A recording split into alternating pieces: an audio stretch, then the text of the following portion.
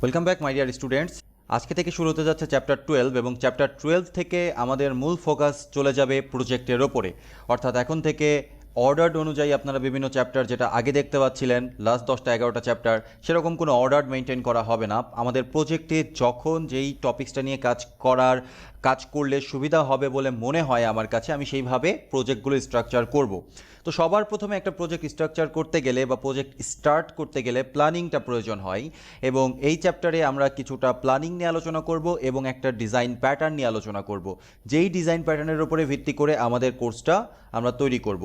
তো আমরা যে ডিজাইন প্যাটার্নটার কথা বলছি সেটার নাম আপনারা হয়তো অনেকেই শুনেছেন। খুবই সিম্পল একটা ডিজাইন প্যাটার্ন, কিন্তু খুবই পাওয়ারফুল একটা design pattern at the same time. সেটা হচ্ছে এমভিসি। তাহলে কি এই MVC? What is MVC? MVC means model view controller.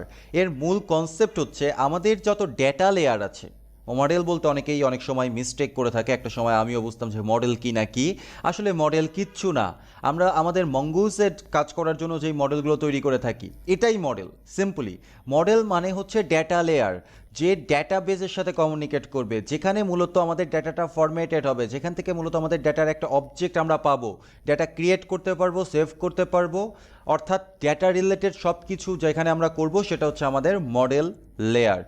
এরপরে আমাদের দরকার ভিউজ লেয়ার।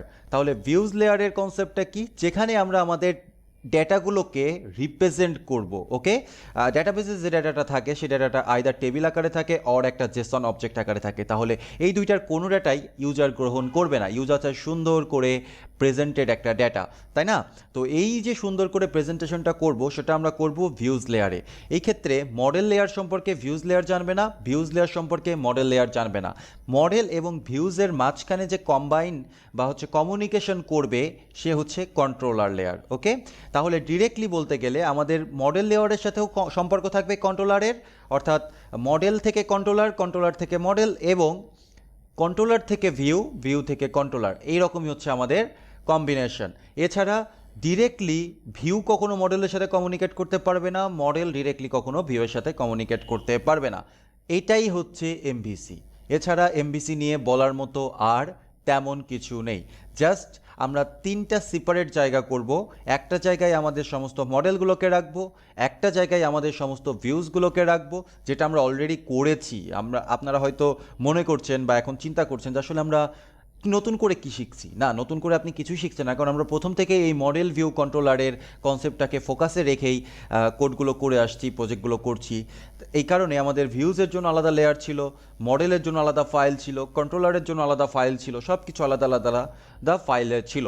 তো এই জন্য আপনার কাছে মনে হতেই পারে আপনি নতুন কিছু শিখছেন না, এবং এটা আপনাদের জন্য সারপ্রাইজ যে আপনি অলরেডি মডেল ভিউ কন্ট্রোলার সম্পর্কে জানেন।